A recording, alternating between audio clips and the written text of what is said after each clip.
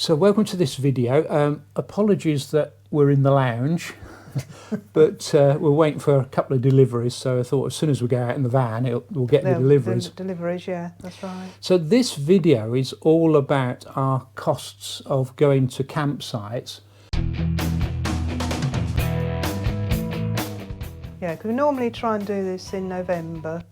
We also sometimes do motorhome costs for the year, but as we've only had our motorhome since March, we won't be doing that until the following March. Right, okay. Because we've not had a service, have we, or anything to tell you about. We will be referring to our notes, so apologies for that as well. Oh, because I can't remember all... Can't remember all the figures? No, unfortunately not, no. No, okay.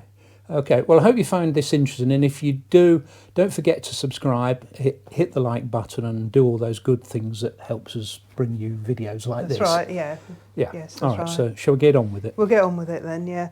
So obviously we've had two motorhomes during this period. We had a Kon-Tiki Sport and we've had our Kon-Tiki 784. 784, which is the new one. I think I'd remember the number, wouldn't Yeah. you?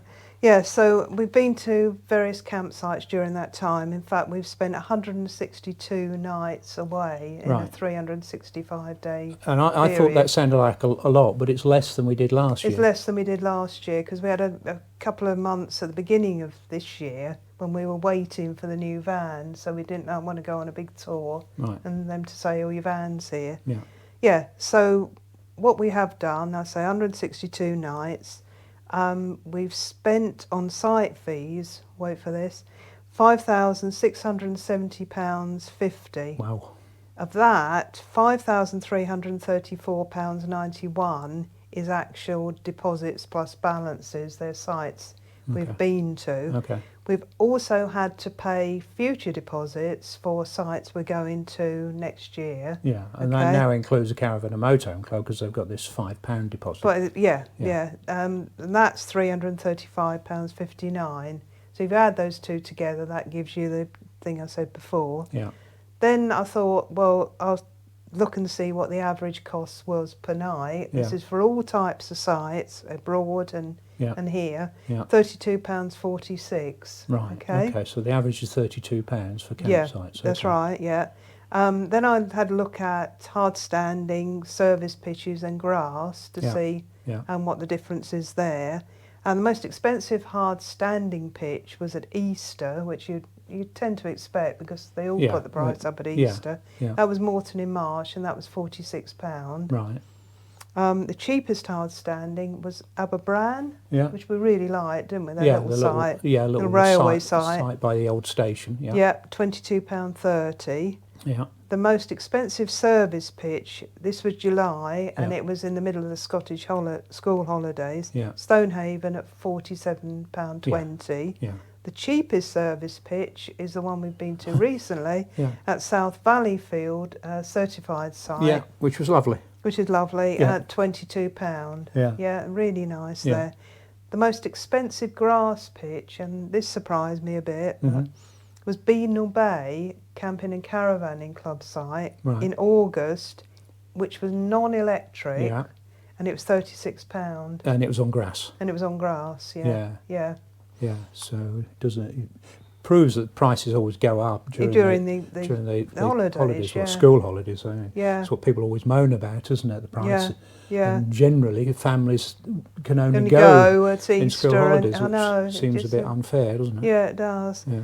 The cheapest grass was Klein Strand in Belgium, £20.39. And when we were in Belgium, we remarked that the Belgium school holidays had just ended. It was still quite busy when we arrived, so we were quite pleased with that. Yeah. So the number of nights at caravan and motorhome club sites was 65. So we have spent about 90 odd nights at other clubs or. So sorry, that was 60 nights at caravan and motorhome club. And the rest of the 160. At different elsewhere. sites. We did quite a few private. There's on some affiliated sites, to be fair, Huntley Castle and things like that. But that's purely the. So we don't just go to club sites or something. No, somebody said that. Private sites. The most expensive was Granton on Spey. which was £46.20, again in July, so very similar to Stonehaven. Yeah. The cheapest site, one of our favourites, was Urban Gardens in Ypres. Okay. And that's really an air that we stayed on. I mean, I think European sites have tended to be cheaper anyway. So, yes, yeah. So £18.87 that was. Okay.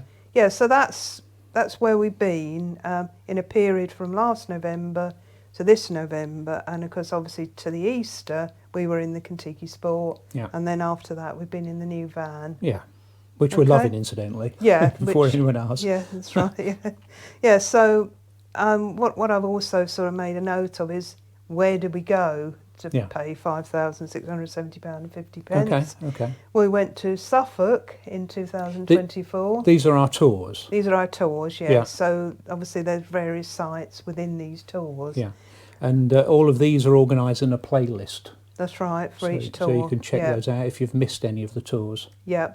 So Suffolk, as I say, and we went to Trevensooth Rally as part of that trip. Yeah. We went to the Isle of Arran. Yeah, with Bob and Aileen. With Bob and Aileen, and we went to the Mull of Kintyre on the way there. Yeah. So we did quite a few non-club sites then. Yeah.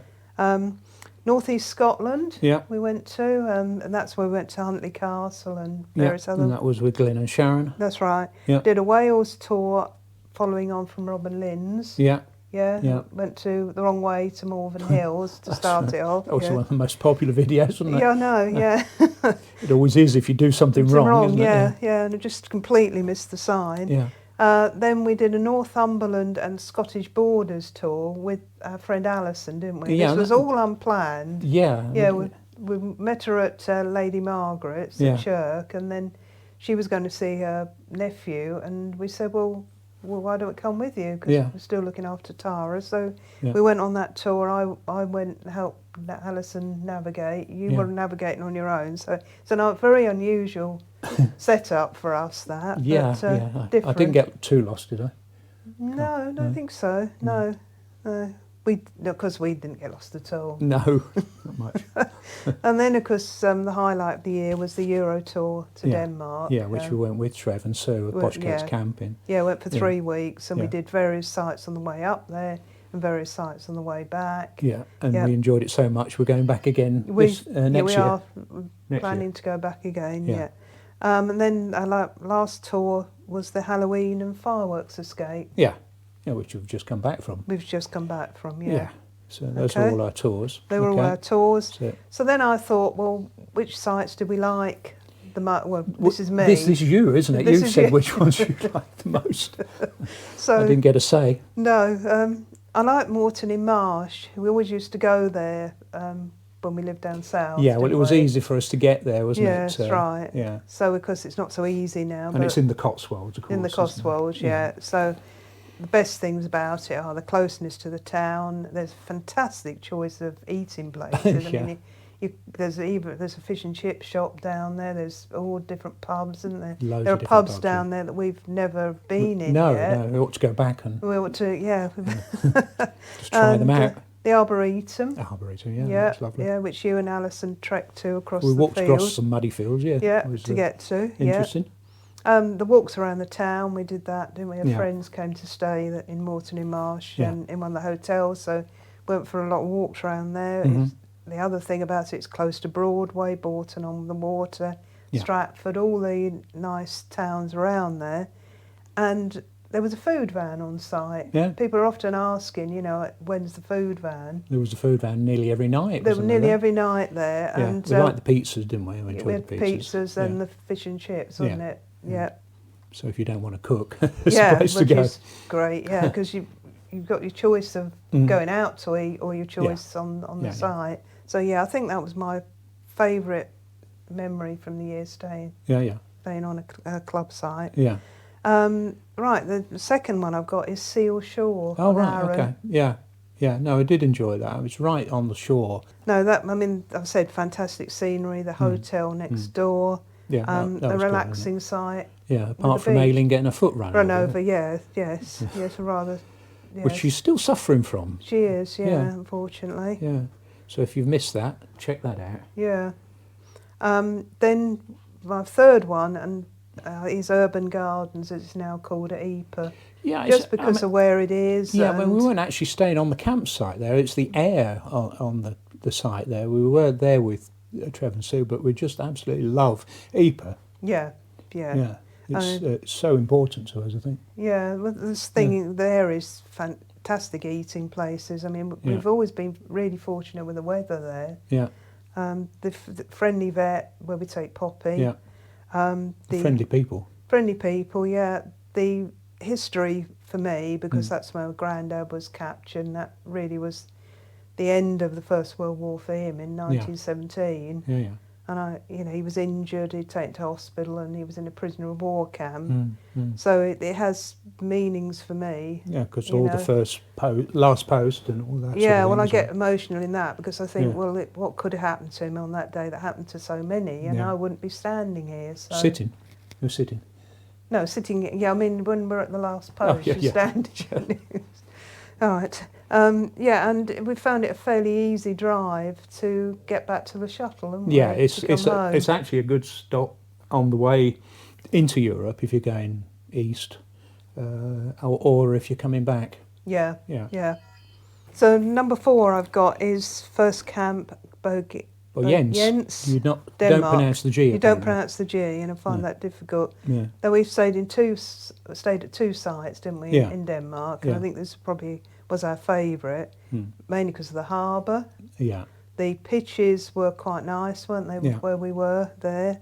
It was quiet, because there's a lot of seasonal pitches there, and people weren't there. Yeah. The town, it was easy to walk into. I think we mentioned the cafe, didn't we, that we really liked. And plenty of shops there, including supermarkets, petrol stations. It was all in that little area. It was nice. Yeah. And the drive away from it when we were going to the other site was really good. Yeah. Yeah, I think we mentioned the Danish roads are smooth and easy. Yeah. So number 5 I've got is Englethwaite Hall. Yeah. I think every year that would appear on my favourites anyway, because just love that site. Yeah, any time of the year really, but it was especially quiet. It was at the end of the season for them. It's such a shame it doesn't stay open, but I sort of understand it.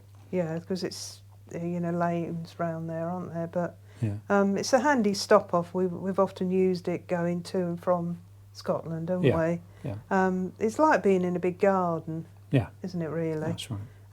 You can walk through the woods. We did that on the recent video. Walked through the woods. I can't remember what they're called, but we walked down into the village, didn't we? High Strand. High Strand, thanks. Yeah. And or is it High Stand? It might be High Stand, I think it is. Yeah. And we walked to the pub, didn't we? The Greyhound. Yeah. That was we were the only nice. ones in there to start with. That's wonderful, isn't it? Yeah. Real chips and real chips. Yeah, definitely real chips. And it's a short drive into Carlisle. We went to Carlisle. We went to the Scottish borders. Yeah, and you can go to Hadrian's Wall, and there's loads of things to see. Loads of things that we've gone and thought we were going there again. Where are we going to go? But we've always found somewhere different to go, or a favourite place to go back to. And it was good for Halloween for the dogs. Yeah, and I went to that distillery from there, didn't I? You did. You went to the bought that Annandale, expensive bottle of whiskey. You did, which is your Christmas present, so it's unopened. Yeah, so that's the campsite. Okay, right. So the second part of this video is we're going to tell you how we've done on YouTube. Yeah.